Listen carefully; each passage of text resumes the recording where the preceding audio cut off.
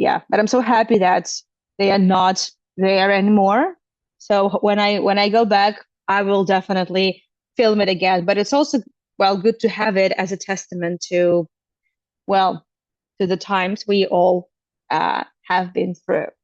Yeah, what I'm sharing here, this is an illustration of Sarona, German colony, well, Deutschen colony Sarona. This is the postcard from 1930s. And Sarona is, well, I can't say that this is my favorite of the German colonies, but it's definitely, well, probably one of the brightest of the colonies, and not, and also probably one of the most problematic and complex and complicated. Yeah. Mm, well, this is really delicate. We will talk about it with regards to the Nazis and the support of Hitler, but we will get to this. But yeah, in a nutshell, like on the surface, it's just a lovely corner of Europe in Tel Aviv, in this, kind of the well, it's kind of concrete jungles, but it's more glass than concrete, I would say, because this happens to be the area just on the Kaplan Avenue highway, and there are a lot of skyscrapers. Actually, in Hebrew, the skyscraper actually the same word. It's something that scratches the sky. I love it. So it's exactly what it is. It's the area full of IT, companies. Also, the Minister of Defense happens to be there in the area, and the well, some of the most expensive neighborhoods are actually around this neighborhood. And maybe because it's like amidst, I would say, cars and hustle and bustle of the big city, because Tel Aviv is the city, we love Saka, city without a break, and Kaplan Avenue is, I don't know, 24/7. It's like a traffic jam. Maybe that's why I'm not really a big fan of this place. But if you want to get away from the downtown, that's where you would go. And also that's the place where you would go, to eat out. And it's the place where you would go also on Shabbat. If you're not religious and you want to hang out, that's where you would go. But let's say if you're just passing, like driving past this area, you might come across this interesting construction over here. Like, what is this? Well, it has nothing to do with the German colony.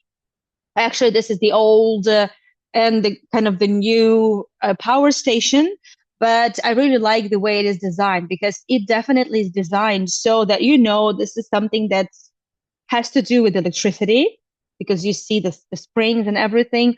And it's designed in a European way. And I like it because it's just kind of one of the entrances to the German colony itself. And yes, everywhere you go, you will see the skyscrapers, as kind of the backdrop. That I think this contrast adds to our perception of this area. This man you are probably familiar with now. So Gottlob Christoph Hoffmann is one of the founders of German colonies, and actually he was the pioneer of this, German colonization. Well, you know what I mean by this, right? Of the Holy Land. So basically, those were in the very end of the at the very end of the 1850s, the very beginning of the 1860s. There were just dozens of German families from the southern areas of Germany, the Württemberg, the Schwabia, right? So Lutherans whose views were considered a little bit extreme in their homeland, and they decided to flee. They decided to come to the Holy Land, to be there for the end of days, to see Messiah, to see Jesus.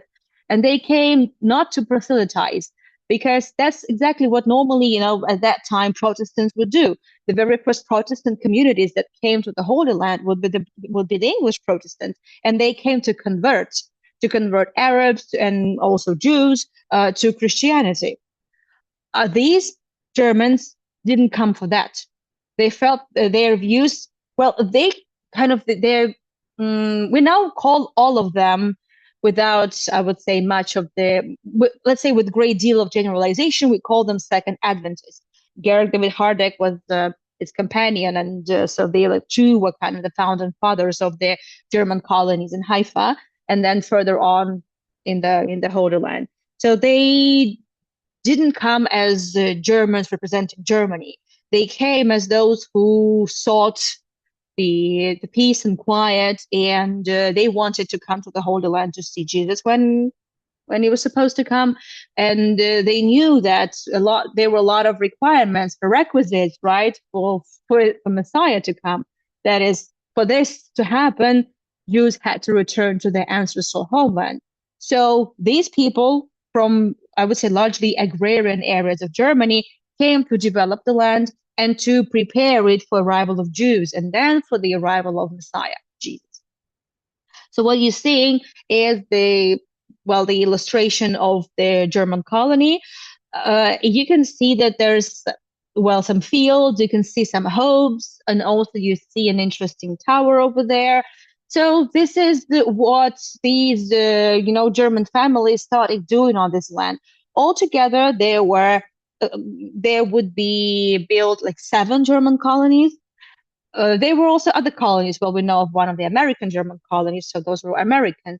There were also other communities, but the German colonies were the biggest, and they were like I would say the case in point, in those changes that Christian Church, in general, as a big entity, went through, all those changes.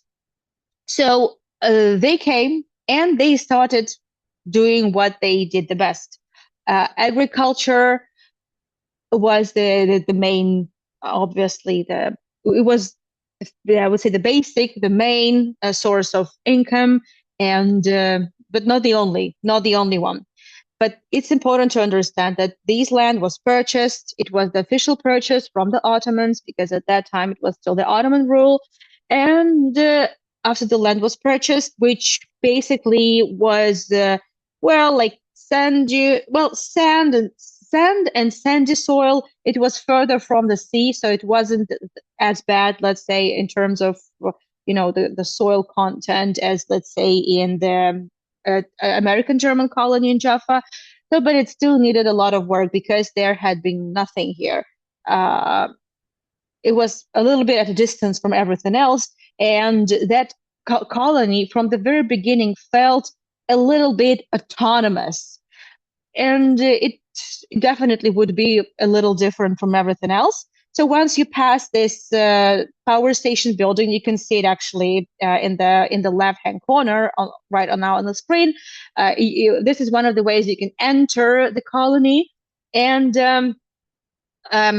this is one of the buildings that was built by the Germans. It doesn't mean that once they came in, so the first colony, 1860s, the beginning of 1860s, and then a little by little more colonies would be established. There would be some conflict arose within the groups, and eventually they would decide to separate. And one of the groups, headed by Hoffman, came here. And then Hoffman's family would be living in Jerusalem, German colony. His daughter would be living with her husband in the German colony in Jerusalem. We saw this last week. And also now this is the Claro restaurant, because now this area is full of eateries. There is a big market there. We have had tours there.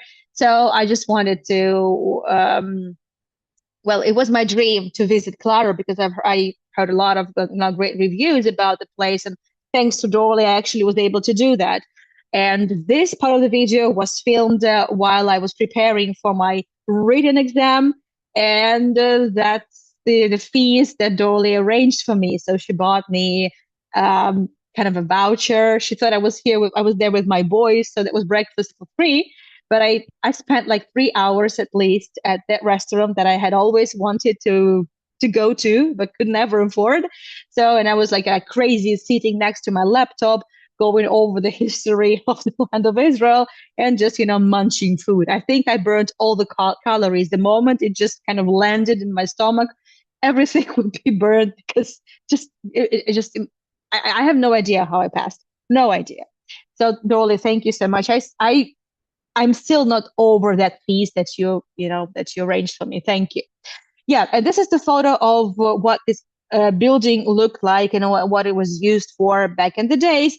So again, they started with like small wooden buildings, but then, well, whenever they could, they would rebuild it into stone, and they would build it, in the German way, because these people came with the knowledge, and they would build it from the local materials. Some of the families would establish the workshops to produce construction materials. We know about the Whelan family that supplied concrete, that supplied tiles for roofs. So it was used. So Germans supplied Germans with construction materials. And also, so the Joachim Mann had sort of, let's say, a little, not a car park, but he had horses. He had a pretty actually big barn, and he was in charge of the transportation in the German colony, between German colonies, and also from Jaffa to Jerusalem for pilgrims. So we've spoken about it on the previous tours, but I will have to be repeating things anyway. This is the just a second. Let me just make sure. Yeah, okay. This is very good. And by the way, so you will, some of the photos are even, they even have the caption, like where the photos with where which collection the photos belong to. A lot of the photographs actually can be seen on the building. There are explications on the buildings. There are some photographs, which is great. So the German colony in Sarona is taking a good care of the heritage, and there's a lot of information you can find in open access. It's just a matter of time. So there's plenty of resources you can go to, and obviously, the moment they bought the land, water was absolutely essential for agriculture. And by the way, speaking of water, Misha, could you give me a glass of water, please? Sorry. Yeah, so they needed water. They found water, but they had to dig a well. But also, they knew that, well, they would have to be, putting a lot of efforts to get the water from it, and they decided to build this mechanism. So there basically were two wheels, the horizontal one and the vertical one. And as they moved, one wheel would make the other one move, and this is how everything would be put into action. And it would be driven by a donkey that would go around the wheel. So people didn't have to, push the handle, with the bar for the buckets to go up and down. And this was the system. So the water would be kind of brought into the small containers, and this well was one of the several wells that she could find. But later on, whenever it was possible, they would even place the water pump. But it would be a little later. So don't think that they only had just one well. But that well, by the way, was also used. So that well is just a little bit over there. So it's kind of a quiet corner of Sarona. So next to that well over there was placed a small schnapps factory. Well, not a factory, but kind of a little workshop. So schnapps is a German vodka, a fruit vodka. I'm not sure which fruit were used for this, but they had some. They had some, and this is where like German vodka was produced. And this vodka would be supplied to all the other German colonies as well.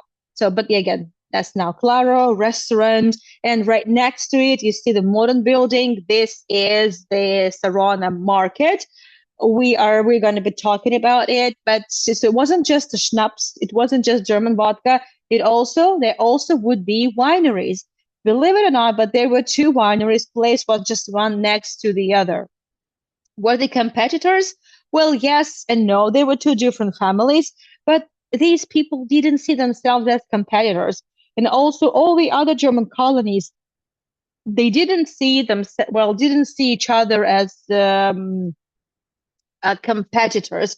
There were some disagreements within the communities. That is true, but no, they knew that they came there not to do good, and they had like one mission. This is the photo that also you can find, in one of the buildings. Yeah, the wineries, and there it was. Well, wineries, you need to store your wine somewhere. There had to be a wine cellar, and there is a wine cellar. Now there is a kind of, they call it a whiskey museum. It's actually a whiskey bar, placed right inside of that tunnel. Well, it's basically a wine cellar. The two families owned one wine cellar. That's actually why the two families built their, wineries next to each other, because it was more reasonable, well, to just have one long cellar than two, at separate places. So that was it. And now, by the way, that whiskey store, it has 1,002 varieties of whiskey, from really cheap one, like, 20 shekels. I don't know. It's like, how much is 20 shekels? $7? I don't know. Like $7 per shot, something like that. And up to one and a half, up to $1,500 per shot, something like that. That's what I've been told.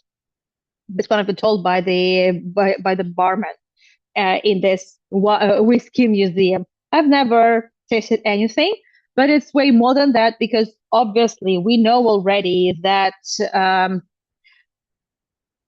after the Second World War, all Germans left. Well, they were forced to leave. The very last German left the land of Israel in 1948, or 1949, or 1948. So they were all gone by then.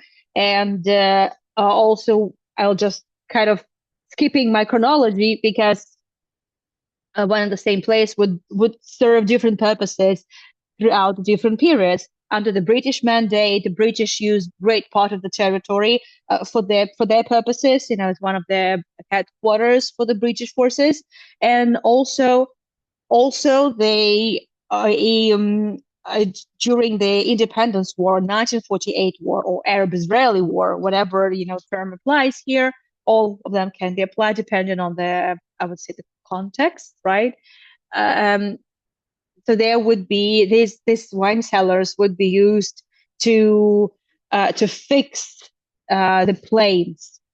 The issue is that during that war, well, the Israeli army, which basically was a newborn at that point, there were just several organizations that united to defend the newly born state, and they desperately needed aviation, because this could stop the onslaughts of the Arab coalition. And but there were no planes, but there were some planes that were broken from the British, and the Israelis asked the British to just leave the planes to them, but the British said no, they would be taking the planes. And eventually they were able. Well, there was a story. I'll keep it simple and very short. I'll just cut to the chase. There was an Irish soldier that stayed, and he was entrusted to load the broken planes on a ship in Haifa. He first had to deliver them on on some big trucks to Haifa, and then load them in Haifa on a ship, and then sail away. So they invited this. The Irish officer. He got drunk really quickly, and eventually the planes were stolen. And instead of the planes, they placed, just some hordes of metal, and they never even checked it. So, yeah, that's the story. Eventually, the state of Israel paid for the planes, but and this really helped win the war. Yeah. So, and this is where, in this very tunnel, the planes were fixed. Yeah. So interesting story, right? just just interesting story. And this is the photo of one of the planes. I'm not entirely sure when that photo was taken, but so for you to have an idea, just a small plane. It's not a Boeing or anything, so it could fit into that tunnel. So yeah, the two wineries together, now it's a whiskey place, which is, yeah, you kind of have an idea. So this is the Sarona market. We're not going to Sarona market today. We've been there before, a lot of food, just a lot of food. But what I want to tell you, so you see that the logo of Sarona market is the artichoke. Hold on a second. Oh wow, let me just send the link. One of the viewers is trying to access, and she's not able to. Okay.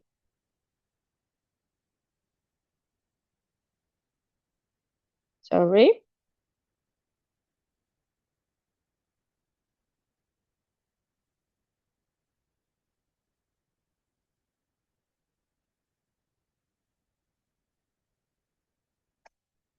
I hope she'll be able to access.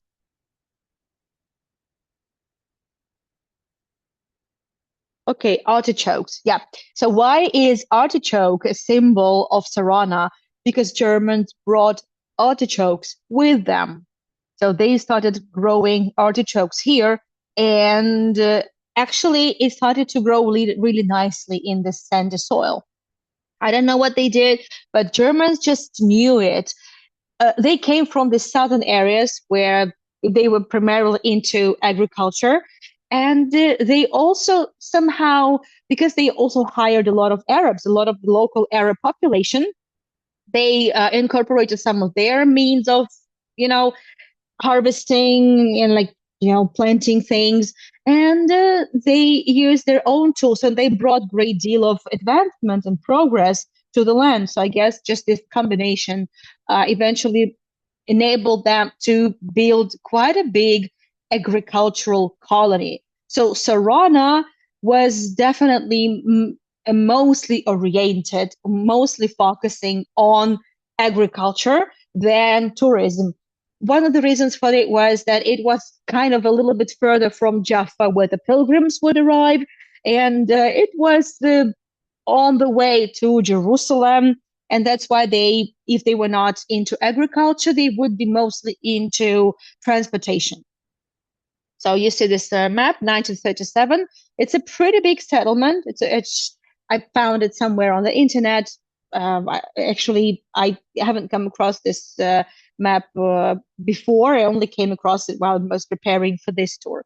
So it's not like, even if I have done this tour before, it doesn't mean I never prepare. So it's not really. Uh, Sometimes I don't know, one might think that I repeat tour because I'm being lazy. It's not because of that. The reason I'm doing this tour is because I've I've been doing this German colonies tour for over a month now, and I thought, okay, since I've been talking so much about German colony, American German colony, Jerusalem, why not just telling you the entire story? And next weekend we are heading to the German colonies in the Caucasus, so in Georgia. We're going to see two German colonies.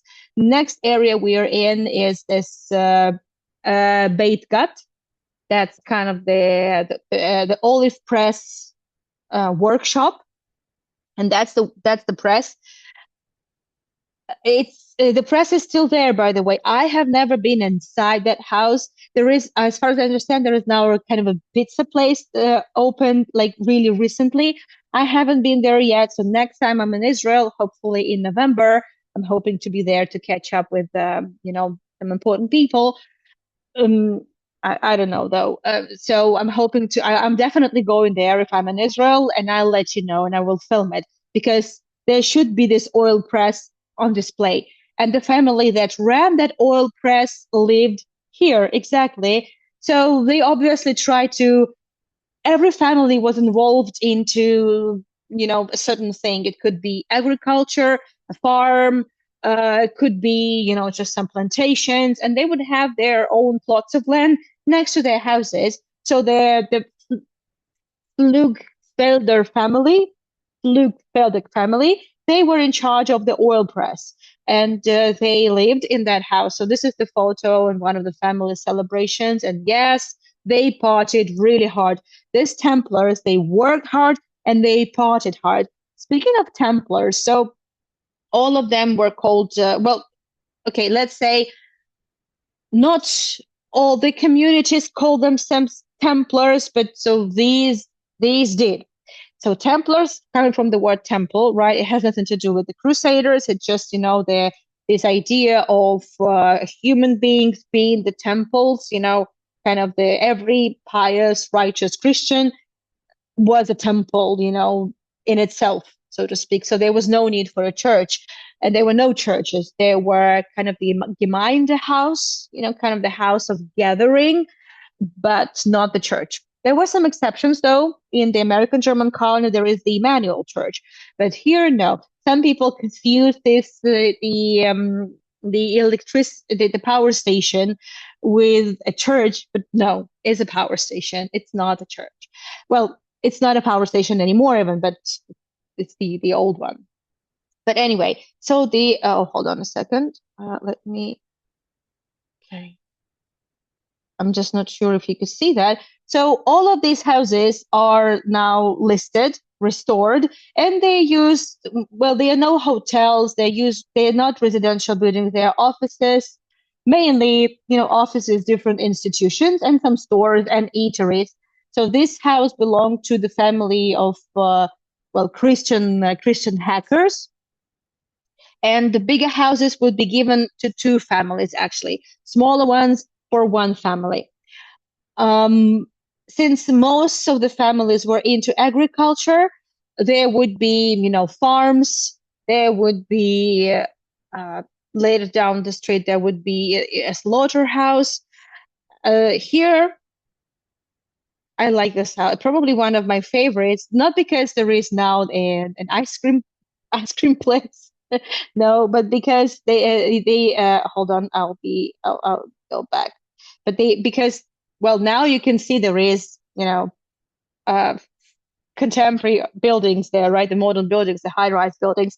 But this is the house that belonged to Johannes and Paulina Lemele, and they had a very big garden, a very big fruit garden, and maybe that's why they have now the ice cream shop. I'm not sure. So, but they also made very good juices. They had kind of a lemonade bar. I don't know. They really like there were a lot of Germans involved in the like lemonade trade. I don't know why. Another family over here. It's also, I think it's all, there's also, okay. So, Meta and John Villet,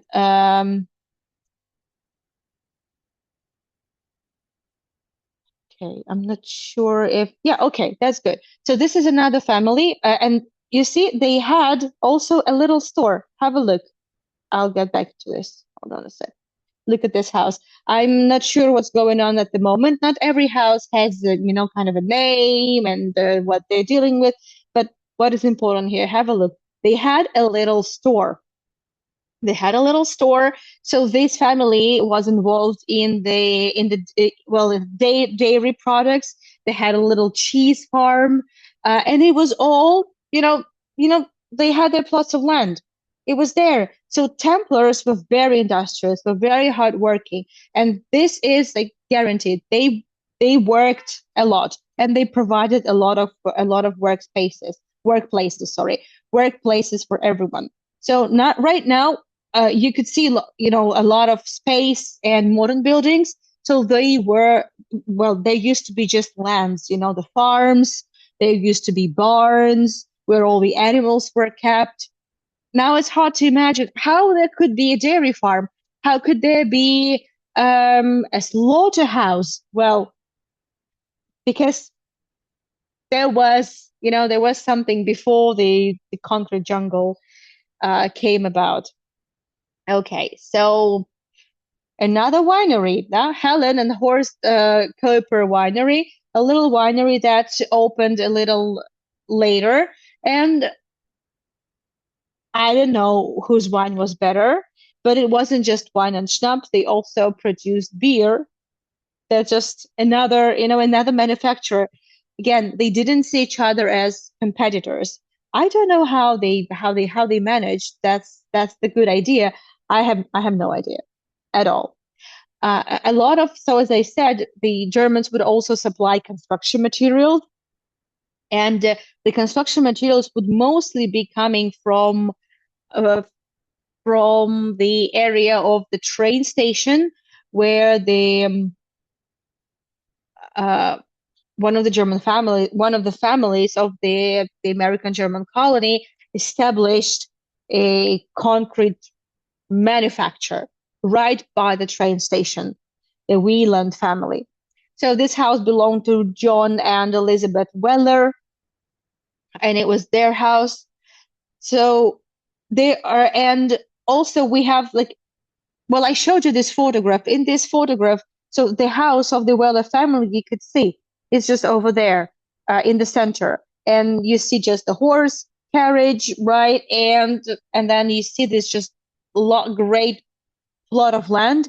There was a lot of space.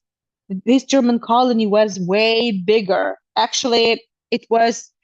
It is even now bigger than it seems, but part of the buildings are not on the territory. Part of the buildings are now, well, the big highway. We will see the highway. If you go just that way straight ahead, you'll see the Kaplan highway. So it just was laid basically like, I don't know, it almost divided the German colony into two parts, and a lot of buildings had to be moved. They literally moved houses in 2000s and 2000, no, in 2010s, um, well, because of the construction of the highway. Um, Sarona, this territory, there's kind of a little empty plot of land with the Washingtonia palm trees. These palm trees were planted by the Brits, by the way, by the British, by the yeah, so during the Mandate period. Yeah, these birdies are now invasive species. They were brought in early 20th century, late 19th century to fight pests, to help agriculture, and eventually they kind of took over and they became pests themselves. Yeah. An interesting story, but on that plot of land, there used to be a pharmacy of Isaac Isidor Mamluk, who was the only Jew who lived in the German colony. And he was the pharmacist. He had a little pharmacy, and they also had a medicinal garden. Well, I mean, the medicinal herb garden. And I have no idea how he managed to come. I don't know. But their house used to be exactly on the spot where now a little conglomeration of palm trees and also a skyscraper. Well, it's just right over there.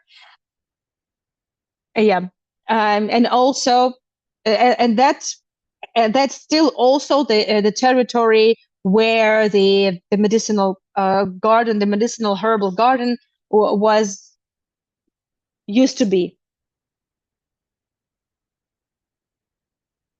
Sorry, yeah, where it used to be. The garden was pretty big, and it supplied everyone. It supplied the hospital, by the way. It supplied other colonies, and not only to Germans. So the Mamluk supplied the medicine, everyone. And there was also, by the way, a hospital exactly on the territory of this colony. There was a hospital.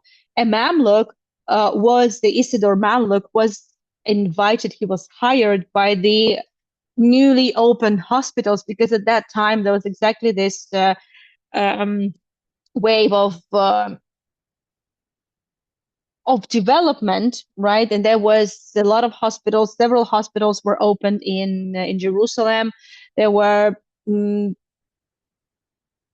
there were also several other pharmacies opening, and he was the specialist. He was the one of the consultants for it, and so his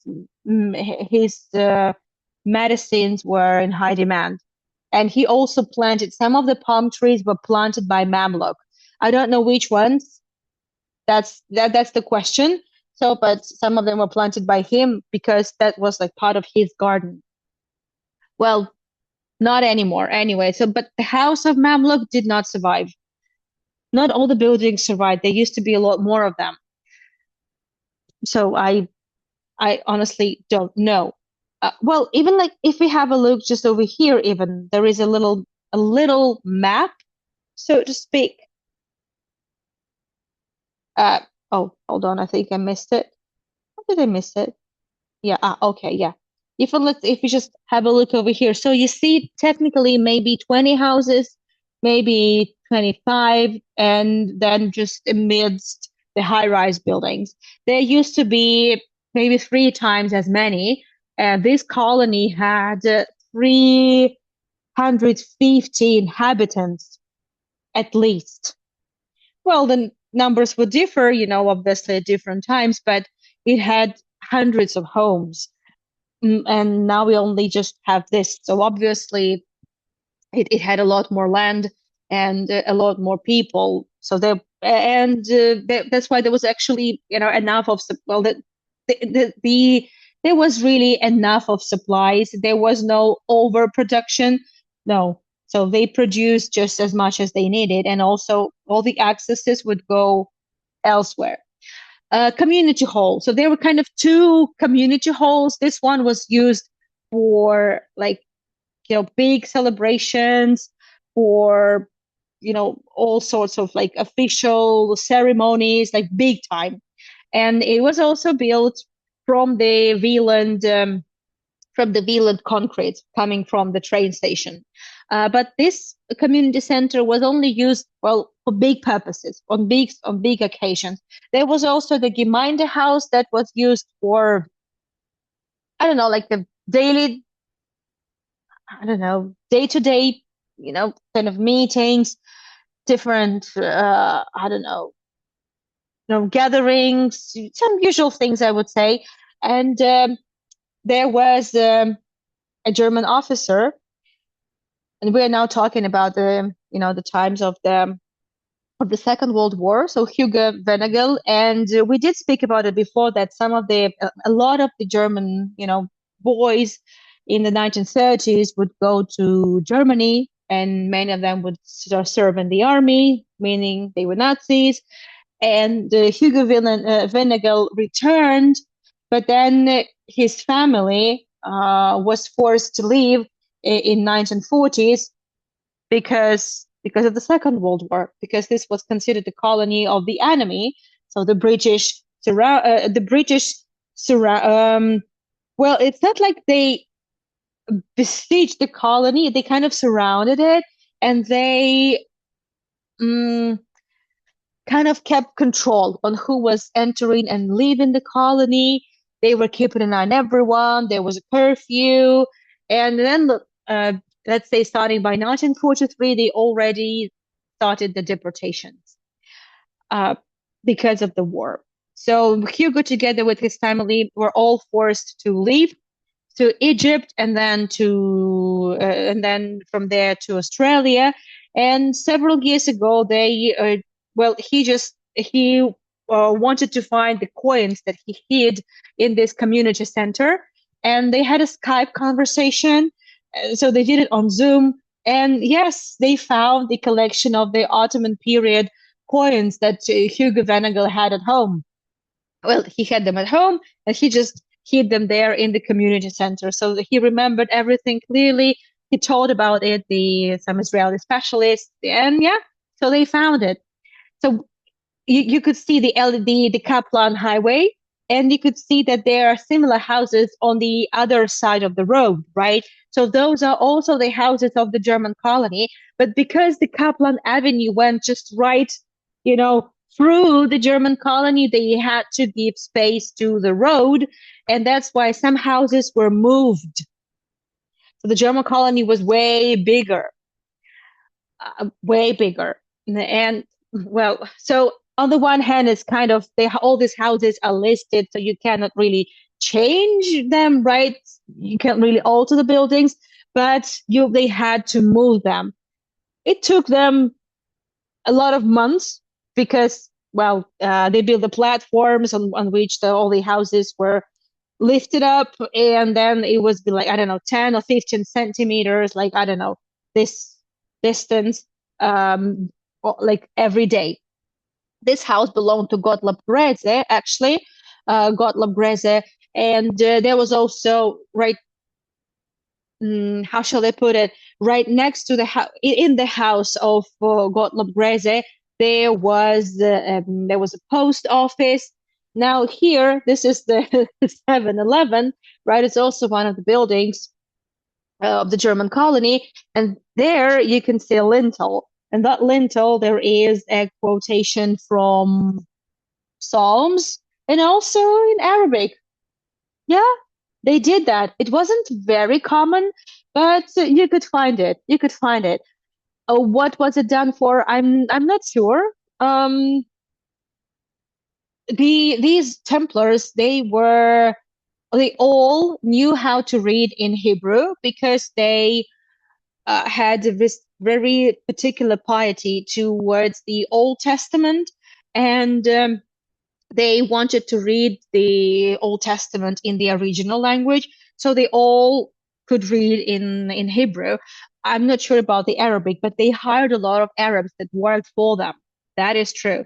And when you go into the 7-Eleven, you'll see the wooden beams, right? You see the architecture, you see the design, and this doesn't look very European. That's because, well, they kind of comprised, some elements of the Ottoman architecture as well. And obviously, the construction materials were anyway local. I mean, supplied by Germans too, but not everything was supplied by Germans. So, yeah, I think they anyway were influenced. So, the post office was in this building. And also, if you go inside, but I didn't go inside. I mean, this like out somebody else's property, but there were some bits, some decoration, some fresco details discovered. They're just photos from the internet. And also on this very house, because it was a post office, there was this big clock, and there is now a copy of this clock now on display on this building. The original is in the museum, and we are going to drop by a museum today as well. And this is the restored uh, mailbox. It's written in German. It's looking absolutely gorgeous. It's the original. I don't think it's a copy, to be honest. I think it's just the original that has been restored and placed. I mean, it's just so beautifully looking mailbox. I don't know. I've never seen really that. I don't know. I really loved it. Really. There was also, well, we spoke about the hospital. So there was a hospital, but the hospital building didn't really make it to the days. There was also a school right next to the post office. And well, we're just like past an interesting construction. It's like a turbine, right? It looks a bit like a windmill. Well, this was actually the pump. This was the pump, and this is exactly the pump you can see in this illustration. This They brought a lot of mechanisms from Germany, not once they moved in 1870s, but also later on. There would be, supplies coming in, some machines, for agriculture, to process land, to harvest. A lot of different innovations they would bring, including this water pump. That's a little rose garden. They were actually, well, you may have noticed that there's like one um, main street. And maybe you remember from the American German colony, there was basically two streets in the shape of a cross. It was pretty much the same thing here. And well, the William Rosinger house, the well, you see, there is a beer garden, and I think it's like a little, how shall I put it? It's like a little, I don't know, like a gastro hub or something like that. I mean, as it used to be. Now, yeah, there is this big garden. It's now a German restaurant and everything. But back then, there was also a brewery, there was a restaurant, and there was a slaughterhouse, just like one next to another, and the butchery. So a slaughterhouse and the butchery. I don't know. It feels a little weird, and also right next to it there is a bowling alley. But yeah, that just it, that's just how it was. And here used to be like a little, yeah, that's the house that belonged to Christian Kubler over there. And it was also split between two families, so as far as I remember. But well, sometimes we just know the names, but sometimes we know more. So this is the area where they had their little restaurant next to the brewery. You can see the beer over there. And this is where every Sunday, men and then women also would be coming, but they never really hanged out together. So after women kind of claimed that they also wanted to hang out and have fun every Sunday, it was decided that early in the morning, men would go on a bike ride and women would go to play bowling and have some beers. You see, it's just men sitting, but a woman serving. Terrible, terrible. And it was also there, exactly in this area. So they built themselves the bowling alley. They had these bowling alleys in several colonies. Also, there was a tennis court, and there was a tennis court in the American German colony as well. So in Jaffa. This is the recreation of the bowling alley. The original bowling alley did not survive. We have some photographs in the museum of the German colony. They have, I think, some of the some bits of the equipment for bowling. But this is the photo. Yeah, there you go. You have it. I haven't seen them. This is just the photos. I don't know. I never saw them on display. Maybe it wasn't just there when I passed by the museum itself. It's just, a German restaurant, but this is exactly where the German restaurant has to be, exactly in the German colony. And again, it looks lovely, peaceful, beautiful, cozy, but for some reason, exactly in this German colony was the highest number of the Nazis. As you probably remember from my tours, all the German colonies, the education and the schools were all done in according with the German curriculum, and it was controlled by Germany. And also, children could go to Germany to study. So that's the pump. Children could, and then they could go and serve in the German army as well. So for some reason, in the 1930s, a lot of the people who lived in this particular German colony returned from their studies, from the army, and they opened a representative, well, kind of the office of the Nazi Party here. They had an office, the official, they were the official representatives of Hitler in the Holy Land. And eventually, by the time the Second World War started, out of, let's say, some sources claim there were 2,000, some claim they were like 2,500 Germans in all the colonies altogether, and there were 7 altogether. About 800 people claimed they were Nazis. They officially declared they were Nazis.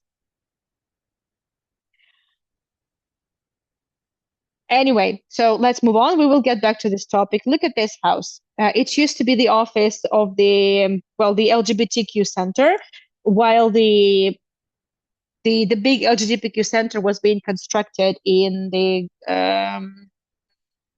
mayor's garden last summer. No, it wasn't last summer. It was in January. So this January, when I was in Israel, one of my live walks I actually started it by the LGBTQ center. So, but that was kind of there. I'm not sure if there is, office there now. Probably not. I think they moved. But you see, this house is split into two as well. So apart from just the medical facility that they had doctors, they had the pharmacy and everything. They also had this facility where they took care of the elderly. So when there wasn't exactly, kind of a nursery home or something like that. There wasn't really, this type of facility for the elderly, but there were several women that were left, well, widows. And it was decided to just place them together. And here lived several old ladies, like elderly ladies. And well, the community, well, they were quite young, actually. They weren't really that elderly, but they were widows. And the community tried to, well, help them, and they needed to provide for the family. They needed to provide for themselves. So one woman went to Germany to study the glass making. And I found a little kind of an article in Russian about the Museum of Glasses because she returned from Germany and she opened a glass shop and she supplied glasses to everyone in Jaffa, in Tel Aviv. So she was to kind of monopolize the market for several years. So she had this glass making workshop, and they opened the glasses museum, sorry, in Tel Aviv. Just imagine, that's just crazy. There is no museum now. I don't know. Maybe they'll reopen it at some point. I have no idea. But I find this story absolutely amazing.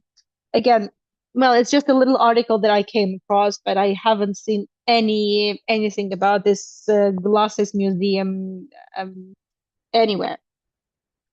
Okay, so well, the building to the one of the buildings to the right would be exactly this from a slaughterhouse and a butchery. Yeah, and so it's like again, restaurant, a beer place, and the butchery, or butchery, a restaurant, and a beer place. I don't know whichever order applies here. Now it's the well, you see some gardens, so they all used to be somebody's farms, somebody's backyards and things like that. Why do we think that this particular colony had the biggest number of Nazis? Maybe because they were more autonomous than others. It doesn't mean they were isolated. No, they were not. They had actually a lot of people working for them. They hired Muslims, they hired Jews. I It's really hard to say. So, okay. So the Kellner family, sorry, Carl Steller house, so Steller family, they had a big dairy farm, a very big dairy farm, and they supplied dairy products to Jaffa. They supplied it to the also several other Muslim neighborhoods, like Manshia, for example, a little bit further down Old Jaffa. Okay, Friedrich Ort house. So Friedrich Ort had a little lemonade store, and also there was how shall I put it?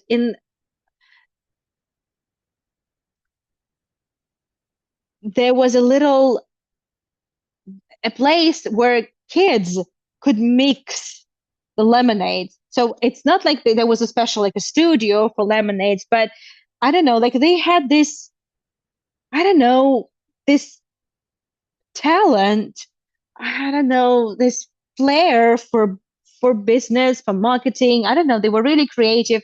So kids could mix their own lemonades. I don't just know how they did that. It's just a family photograph. So they were, I don't know, maybe because they were a little bit independent from everyone else, a little bit kind of, well, it work-wise, they did cooperate with others, but in general, within the community, they were pretty much autonomous and maybe a little bit isolated or like less involved into everything. So, well, when the First World War broke out, obviously, well, Germans all collaborated with well, Ottomans collaborated with the Germans. So this German colony was okay until the British came. When the British came, all German colonies were closed. A lot of Germans were evicted. They were sent to internment camps and returned in 1920s. When they returned, as I already told you before, we need about 7 minutes, and then Misha steps in with his tour in 10 minutes. So we'll be good. You can start preparing the area. It's, they were all like with just families, right? They were families. And they were displaced, and then they returned, and then they saw what had happened to their houses. All of them were neglected. A lot of them were used by the British, but not really upkept. So that was a bit challenging. By the way, that's the building of the information center and the museum. And this, during the early time, the early years of the state of Israel, this was the office of Chaim Weizmann, the first president. And also, this was the office of Mossad, the Mossad. I'm sure you know what we're talking about. And exactly from here, during the times of the Mossad, the interceptions of some negotiations with the Soviet Union also took place. It's you can find these stories online. Anyway, that's the house. Yeah. I'm not going into details here, so there's no need to do that. And what was I talking about? So when the Germans returned, they saw what happened to their houses, and not all the families returned, by the way. So the British were still using some of their houses. And when the Second World War started, well, that that was an issue. 1939. So once Germany invaded Poland, the British closed the German colony. But again, so before evictions would start, before the displacement would start, they uh, they would have this. They would limit, let's say, the activity of Sarona. Also, there were a lot of cases of not hostility, not violence towards Jews, but they were rumors, like, let's say claiming that the uh, Germans owned a lot of land, and once time and again they would be selling their plots of land to the Jews coming to the Holy Land. But at some point they decided not to sell any land to any Jews. It's really weird. Well, this is the house also built, decorated with the Wieland concrete. This is the family of Johannes Frank. He was the teacher, the headmaster of the school. So a lot of his students went to Germany to serve in the Nazi army. Not everyone returned. Yeah, and well, you see, it's just look at this. So yeah, it just happened in the German colony. This photo was taken in Sarona, in one of their houses. So exactly the Hitler's portrait used to be hanging. So it's interesting because some of the students of Mr. Frank, and we are now inside the museum, we could just see some photographs of the different periods. So this is, by the way, one of the schools. This is like, one of the grades. Yeah, now they're having beers. We've seen this picture. So the first Germans came to see Jesus, and they were waiting for Jesus. And then many of those Germans, the supporters of Hitler, they claimed that they were waiting for Jesus, but then all this time they realized they were actually waiting for Hitler. Believe it or not, that's what they said. And this is the period of the actually. This is when already the British kind of controlled uh, the German colony at times of the war. So let's put it like this: starting from like 1943, altogether the eviction started. And the last, so in I think 1948, the last of the Germans would leave. These evictions would be quite slow, Well, like a kind of gradual. The British were not in a hurry, but like, labeled this place as the, let's say, the um enemy's territory, and the conditions of living here would become stricter and stricter every year. Well, this is already after the second after the war. This illustration was published in some of the newspapers in the States, 1948. So once the state of Israel was established, so they could see that they saw that the Hitler's portrait was taken off the wall, and Theodor Herzl, the visionary of the future of the state of Israel, would be placed. So we are inside one of the homes of the German colony. It was restored as much as possible, and it's now kind of a little museum. I was there just before it was closed, before it was just about to close. I didn't really have much time, but these are some of those coins that were found about 20 years prior to that. So this is the first office of Chaim Weizmann, as well as the future office of, well, for some time it was office of Mossad. The you know what I'm talking about. In a second. Yeah, okay. We have 5 minutes till Misha's tour. We have more than enough. And now we're going downstairs. So you didn't really see any furniture. There's no really furniture. There's not really much there, and obviously they had to restore it. But this house is in a pretty good condition because, well, given what kind of organizations used to be here. And now there is a little film over there that we are going to see. We only need like 1.5 minutes for it. I just really cut to the chase. So we have a little bit of this chronology. And as it goes, I will be commenting a few things. So this is exactly this um, community house for special occasions. So 1933, Nazis rise to power. We know that very well. So in 1935, community events adopt more nationalistic tone, not just here. We've already seen this in other colonies, but for some reason here it was much, much stronger. So the Jewish community boycotts German products. So the Jewish communities indeed were supplied by Germans.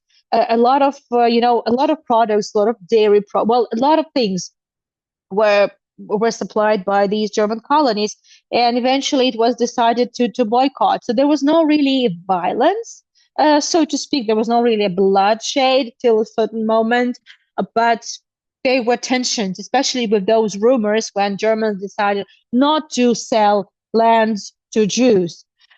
So the British imprisoned the German nationals in the detention camp in Sarona. So it wasn't, at that point, it wasn't really cold. So again, as I said, they were not really allowed to leave up until 1943. It was more or less just kind of a curfew. They were not allowed to leave after a certain hour, but then, they were kind of relatively free to move in the 1944, 1940, 41, 42. But then things started to get a little more serious, and it was seen as, sort of a detention camp. And then they would be taken to Egypt. So they would expel eventually. Almost by 1945, maybe 10% of the original population survived. 1946, the head of the community at that time, Gottlieb Wagner, was assassinated by the members of one of the pro-Jewish organizations, exactly for his connections with the Nazis. And it was already 1946, right? So he was still there. So 1948, the last member of the community left. That's the story. I am turning the chat on. We have like 2 minutes before Misha chimes in and starts his tour. I know I overrun, but I really wanted to share with you some new bits that I found out, some new videos that I was able to film. Not much, but at least something. Again, it's still a question. It's still a mystery why so many Nazis lived in Sarona.